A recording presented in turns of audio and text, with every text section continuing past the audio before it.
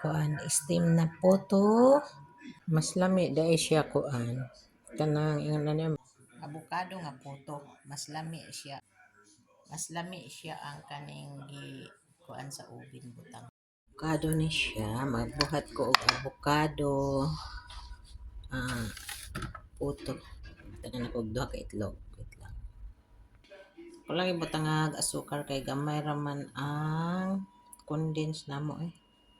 Unya ako ani siyang i-blender. Butangan sa din ako gatas gamay estimate lang. Gatas.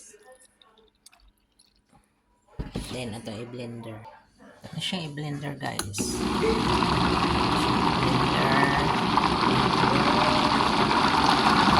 Humanatag blender ato na ibalik sa bowl. Muna ni siya no. Pino na kayo atong butangan na ni og harina magsala sa og harina.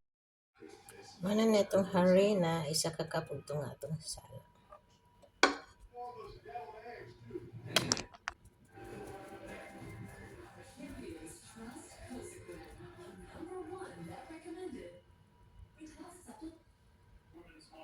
Sa ning i-mix, mix ni siya tayo, mix.